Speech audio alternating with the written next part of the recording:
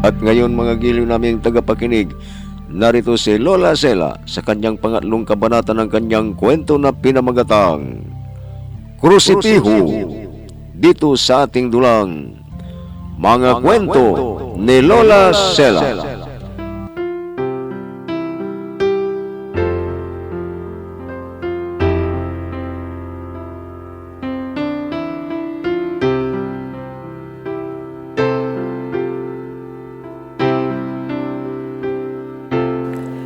Nahagupit ni Ria ang tatay niya ng pabalo dahil ang akala niya si Buboy ang dumating.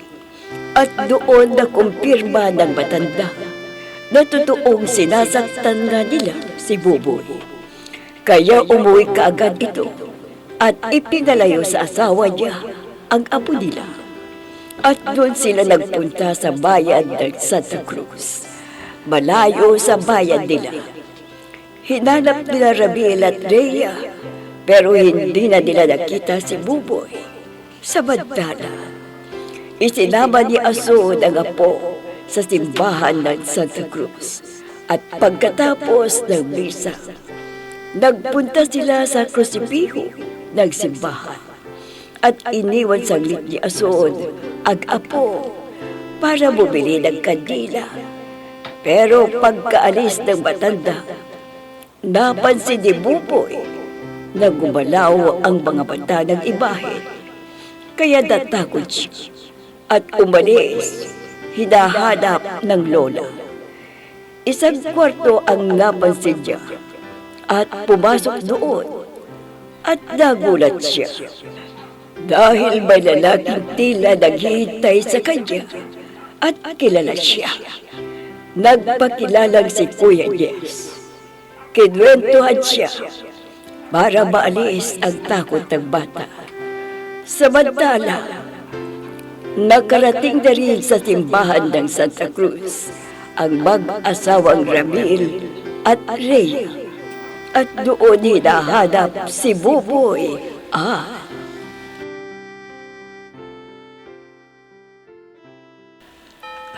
Nandito na tayo sa loob ng simbahan ito. Sabi ng napagtanungan natin, nandito si Buboy. Maaaring dito namamalimos yun. Oo. At sa palagay ko, marami siyang napalimos dito dahil maraming mayayaman dito sa bayan ng Santa Cruz.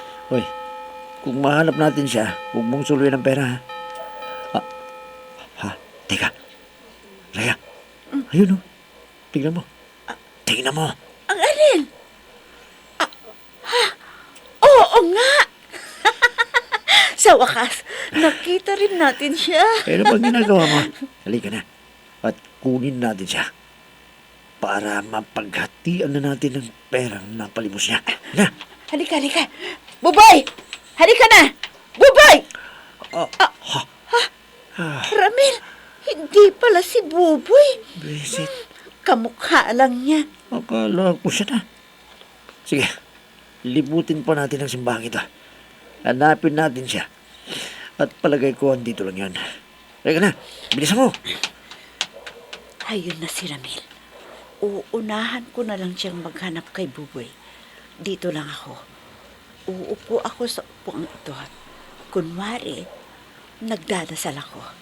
Yuyuko ako para hindi ako makilala nila Inay at Buboy. Diyos kong Satanas, Panginoon, ako'y nananalangin na sana mahanap ko ng anak namin. Sana ako ang unang makakakita sa kanya, hindi si Ramil.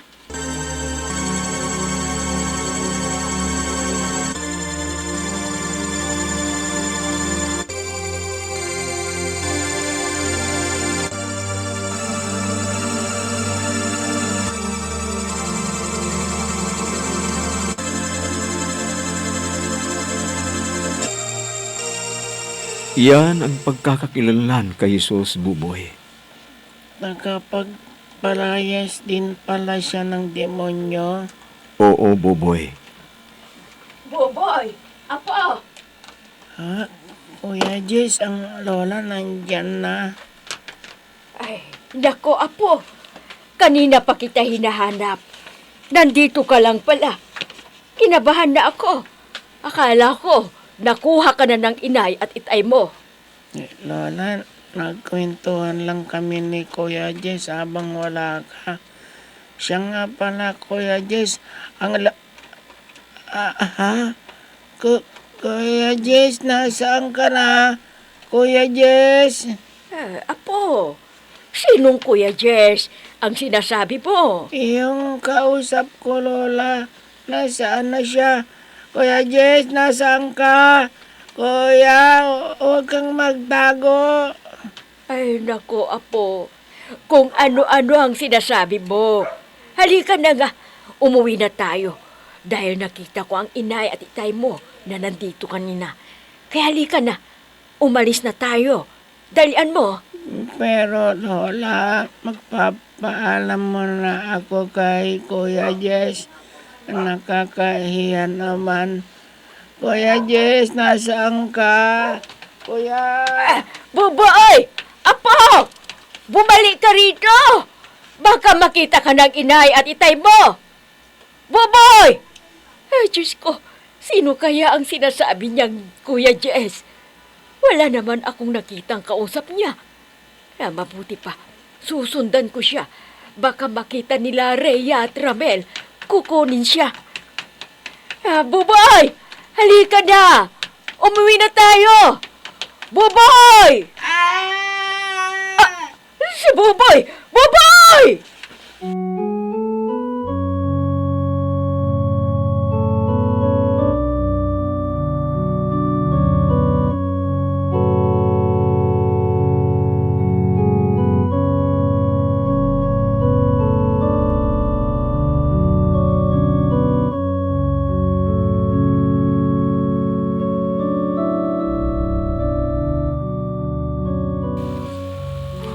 Lina.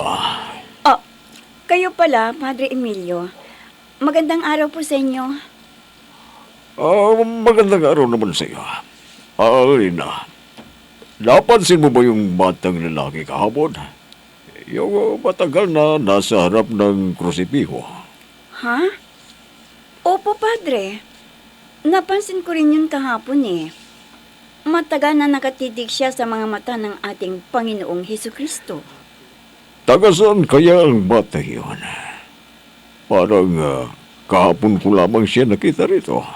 Bakit po? Parang interesado kayo sa batang yun, Padre? Parang gusto ko siyang kasama dito sa simbahan, Lina. Pero, Padre, ang dami na po nating naglilingkod dito sa simbahan. Tama. Pero gusto ko siyang maging leader ng mga bata na katulad niya. Kaya kapag nakita mo siya, sabihin mo sa kanya na gusto ko siyang makausap. Sige po, Padre. Asahan po ninyo na kapag nakita ko po siya uli, sasamahan ko siya sa inyo. Sige, Lina. May iwan na kita rito dahil may magpapabasbas ng kanyang sasakyan sa labas. Sige po, Padre. Yeah. Sino kaya ang batang yun? Ang amo ng mukha niya. Parang anghel ang itsura. Ay, sana makita ko pang batang... Sandali. Tama. Ayun yung bata. Nasa harap na naman siya ng krusipiho. Lalapitan ko siya para kausapin. Sasabihin kong gusto siyang makausap ni Padre Emilio.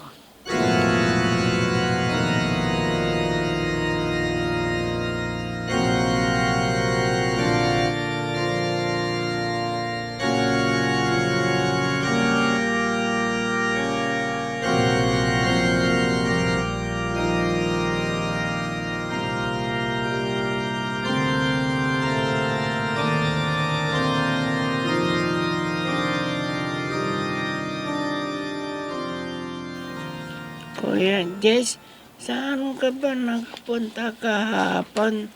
Ipapakilala sana kita kay Lola, pero nawala ka na. Kwan, may ginawa kasi ako.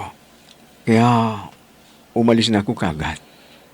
Alam mo, Kuya, Ikinuwento kita kina lolo at lola ko. Pero hindi sila naniniwala sa sinasabi ko. Ayahan mo nang sila. Balang araw, maniniwala rin sila sa'yo. Kuya Jess, gusto ko kwentuhan muli ako ng tungkol kay Yeso Kristo. Sige. Ipagpapatuloy ko sa iyo ang kanyang kwento. Maginig ka, Buboy. Boy, sandali lang. Ha? Ako ba ang tinatawag ninyo, Ale? Oo. Boy, anong pangalan mo? Ako po si Boboy, ate. Bakit po? Pinapatawag ka ni Padre Emilio. May sasabihin daw siya sa iyo. Ganun po ba? Kuya Jess, tinatawag daw ako ni Padre Emilio. Ha? Kuya Jess, nasaan ka na naman? Bakit nawala ka na, Kuya Jess? Ha? Sinong tinawag mong Kuya Jess? May kasama ka ba? Opo, ate, si Kuya Jess, yung kakwentuhan ko. Pero bigla yata siyang umalis nang dumating ka. Kilala mo ba siya? Ha? Hindi. Hindi ko kilala yung sinasabi mong Kuya Jess. Sino ba siya? Nakita ko na siya kahapon. Ikinuwento niya ang tungkol kay Yeso Kristo. Ha? Ganun ba? Pero hindi ko kilala yung sinasabi mong Kuya Jess. Buti pa, halika na. Dahil gusto kang makausap ni Padre Emilio.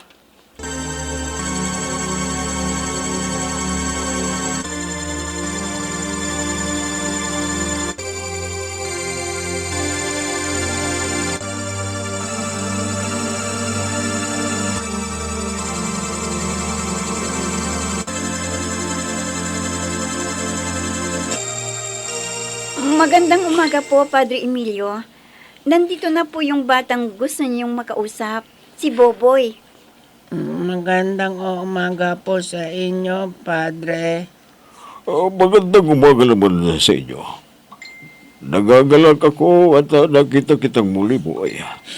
Ano nga ba yung pangalan mo? Boboy po, Padre. Buboy.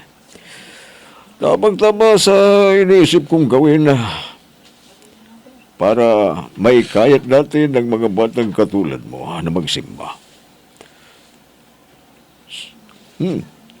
Sumasama sila sa kanilang mga magulang na nagsisimba. Buboy, nasaan ang mga magulang mo? Gusto ko silang makausap. Ha? Kukuhan po, Padre. May mga magulang ka pa ba? Ha? Opo, Padre. Meron pa po. Kaya lang... Oo. Bakit ka umiiyak? Nasaan ang mga magulang mo, Buboy? Nasa bahay po namin. Kaya lang... Salbay sila sa akin. Alo? Paano mo nasabing salbahe sila sa iyo? Paano, Buboy? Boboy, apo! Ha? Nako, kanina pa kita hinahanap. Nandito ka lang pala. Kayo po ba ang lula ni Buboy? Opo, padre. Ako nga po. Siya ang lola at ako ang ina ng batang yan. Kaya kukunin ko na siya. Ha? Huwag po! Huwag!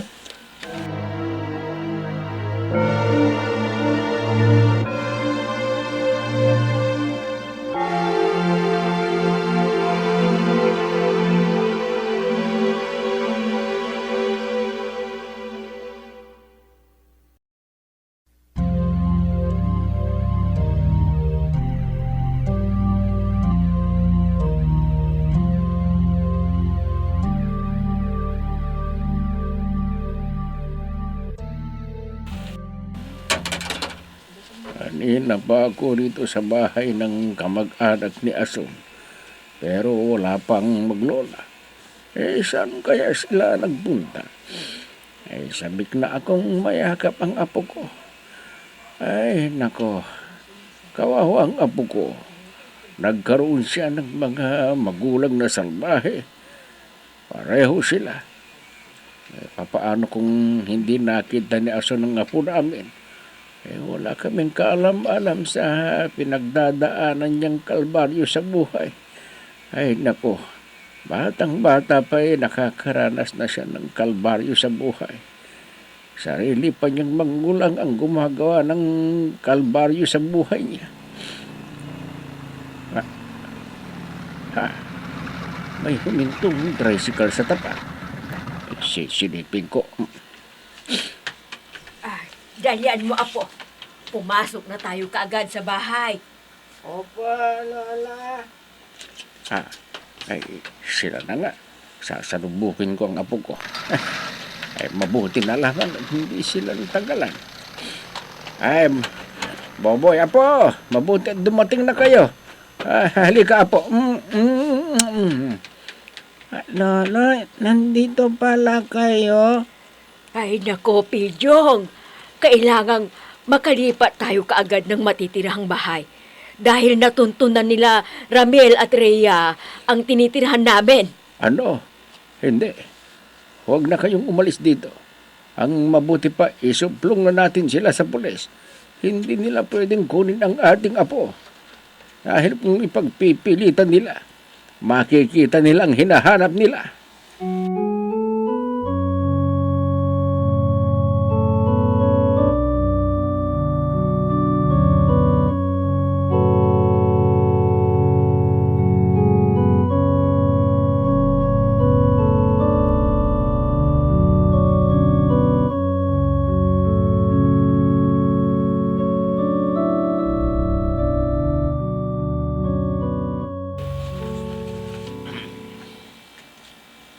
Miss, ano pong may paglilingkod namin sa'yo?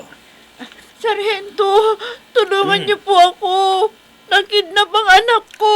Ano? Anak mo na-kidnap? Opo. Kilala niyo ba ang kumidnap sa kanya? Opo, Sargento. Kilala ko po ang mga kidnapper. Sinong kidnapper ng anak ninyo? Anong pangalan niya? Kwan po, Sargento. Ang sarili ko pong ina ang kumidnap. Kaya hanapin niyo siya at bawiin ko ang aking anak. Ano? Sarili mong ina ang kumidnap? Opo. Baka naman nagkakamali ka lang ng hinala, misis. Lula pala niya ang sinasabi mong kumidnap. Anong motibo niya? Bakit niya kinidnap ang kanyang apo? Ha? Visit na pulis to. Ah. Parang hindi naniniwala sa sinabi ko. Misis, tinatanong kita kung ano kaya ang motibo ng inyong ina. Bakit niya kinidnap ang anak mo? Ha? Ewan ko po. Basta kinidnap niya yung anak ko. Kaya hanapin niyo siya at mabawiin ko ang aking anak. Misis, saan namin posibleng matatagpuan ang sinasabi mong ina mo na kumidnap sa anak mo? Sa baryo ng Kayasan po. Malapit sa bahay ng dating alkalde ng bayang ito. Anong pangalan ng nanay mo? At anong itsura niya? Kwan po. Corazon Calderon. At aso ng palayaw niya, Sargento.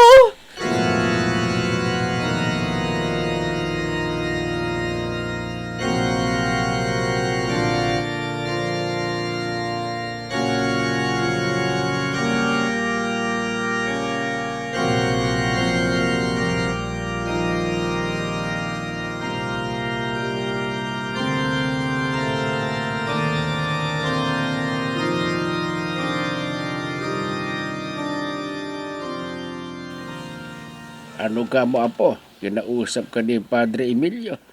Anong sinabi sa'yo? Sabi sa akin, gusto raw niya akong maglingkod sa simbahan. Ba maganda yan, apo. Ano gusto mo bang maglingkod sa simbahan? Opo naman, Lolo. Gustong gusto ko po para lagi akong makakukwentuhan si Kuya Jess. Ha? Kuya Jess, kamo? Sinong Jess naman yan, apo? Yang kakwentuhan ko nga doon sa simbahan, Lolo. Ang bait-bait po niya. Ikinuwento sa akin kung sino si Jesucristo. Ganun ba? Opo, Lolo. Babalik kami ni Lola doon para makausap ako ni Padre Emilio. Ay, saka na lang, apo. Kailangan makapagtago ka muna. Dahil hinahanap ka ng inay mo. Pero ayaw ka naming ibalik sa kanya dahil baka saktan ka na naman. Opo, Lolo. Ayoko nang bumalik sa kanila. Lagi nila akong sinasaktan. Huwag kang mag-alala po. Hindi ka na nila mababawi sa amin. Hindi kami papayag na kunin ka uli at saktan. Ha? May pulis na dumating. Bakit kaya? Hayan! Hayan ang bahay na tinitirhan nila, Sargento! Gusto kong mabawi niyo ang anak ko! Ibalik nila sa akin ang anak ko! Lolo, kasama nila ang inay. Babawiin daw ako. Ha? Halika po. Tatakas tayo. Dito tayo dumaan sa likod ng bahay. Kakargahin na kita. Kahit anong mangyari, hindi ko papayagang makuha ka ng nanay mo. Hindi!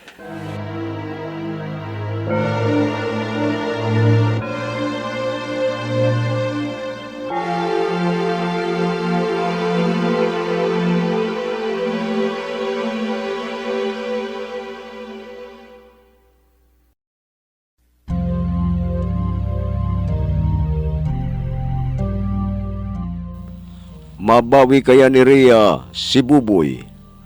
Magiliw naming tagapakinig. Abangan ang susunod na kabanata ng ating kwento na pinamagatang Krusipiho, dito sa ating dulang. Mga kwento ni Lola Sela. Mga nagbigay buhay sa ating dula: Myra Abrihal Narnula, Susan Malignem, Ami Diaz, Oscar Ora, Robert D. Guzman, Jun Cabato, Eva Alcoreza. Technical Supervision at Musika, Oscar Ora. Nilapatan ng tunog, Robert D. Guzman. Sa panulat at direksyon, Emma Dalupe. Mga kwento ni Lola Sela. Inihahandog ng IFRE Recording Studio para sa pambansang radyo ng Pilipinas, Bombo Radio, Philippines.